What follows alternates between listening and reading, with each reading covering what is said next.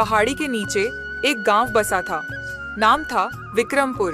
धूल से सनी गलियां, कच्चे मकान और मिट्टी में बसी खुशबू। वहीं पर रहता था किशन, एक गरीब लेकिन मेहनती किसान।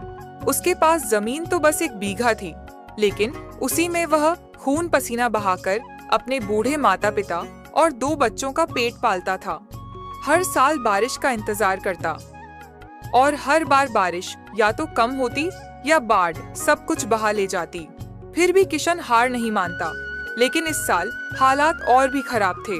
गांव में सूखा पड़ा था, जमीन सूख चुकी थी, घर में आटा दाल भी खत्म हो चुका था। उसी गांव में एक साहूकार रहता था जो किसान को उधार देता था, लेकिन उधार ना लौटाने पर किसान का जमीन हड़प लेता था। एक दिन उसकी पत्नी गौरी ने कहा, अब क्या करेंगे किशन? बच्चे 2 दिन से भूखे हैं, साहूकार से कुछ उधार ले लो। किशन ने गहरी सांस ली और बोला, ठीक है गौरी, देखता हूँ। किशन सीधे गांव के सबसे बड़े साहूकार सेठ नंदराम के पास पहुंचा। किशन ने विनम्रता से कहा, सेठ जी, कुछ गल्ला उधार दे दो, फसल आने पर चुका दूंगा। सेठ ने ठहाका, किशन, तुम्हारे पास गिरवी रखने को है क्या? ये 1 बीघा जमीन भी तो अब बंजर हो गई है। मैं कोई दान नहीं करता, व्यापार करता हूँ। लगाया। किशन ने कुछ नहीं बोला और वह से निकल गया। किशन घर आया तो बच्चों की भूख से सूखी आंखें देख उसका दिल कांप उठा। अगले दिन बिना किसी को बताए वह पास के जंगल की ओर निकल गया। सोचा, लकड़ी काटकर शहर में बेचूंगा, लेकिन रास्ता मुश्किल था। पैर कांप रहे थे, भूख लगी थी, पसीना टपक रहा था।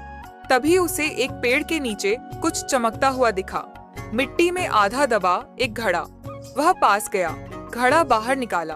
उसने जैसे ही ढक्कन हटाया, एक हल्की सी रोशनी फैली और एक आवाज आई, किशन। जो भी सच्चे मन से मेहनत करेगा, ये घड़ा उसकी मदद करेगा। किशन चौंका, लेकिन डर नहीं लगा।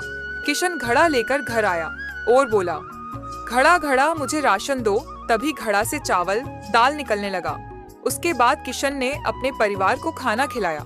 फिर उसने इस घड़े का उपयोग बहुत सोच समझकर करने का निर्णय लिया। वह जानता था कि अगर किसी ने इसका राज जान लिया तो लोग लालच में आ सकते हैं। अब वह दिन भर खेत में काम करता और रात को थोड़ा सा भोजन घड़े से निकालता। धीरे धीरे उसने फिर से खेत में मेहनत शुरू कर दी। पुराने बीज बोए, पानी के लिए पास के पहाड़ से नाली खुदवाई, जानवरों की सेवा की और जब जरूरत होती घड़ा उसकी मदद कर देता। कभी बीज दे देता, कभी खाद तो कभी कपड़े। उसने कभी घड़े से पैसे नहीं मांगे, क्योंकि उसे पता था असली कमाई मेहनत की होती है और घड़ा तो बस एक सहारा है। कुछ महीनों बाद किशन का खेत लहलहाने लगा, सबसे हरा, सबसे उपजाऊ। गांव वालों की नजर पड़ी। एक दिन सेठ नंदराम खुद आया और पूछा, किशन, ये चमत्कार कैसे हुआ? क्या कहीं से खजाना मिल गया? किशन मुस्कुराया, सेठ जी, बस मेहनत से सब कुछ संभव है। लेकिन सेठ को शक हो गया। उसने किशन का पीछा किया और किशन का घड़ा देख लिया। और एक रात जब किशन सो रहा था, सेठ ने चुपचाप उसके घर से घड़ा चुरा लिया। सेठ ने घड़े को अपने तहखाने में रखा और बोला, मुझे सोना चाहिए, हीरे चाहिए। तभी घड़े से आवाज आई, मैं सिर्फ मेहनत करने वालों की मदद करता हूँ। सेठ ने गुस्से में घड़े को जोर से फेंका और घड़ा गायब हो गया। किशन को जब यह पता चला तो वह शांत रहा। उसने सिर्फ कहा, घड़ा मेरा नहीं था, ईश्वर की देन थी। अगर चला गया तो अब मैं अपने दम पर चलूंगा।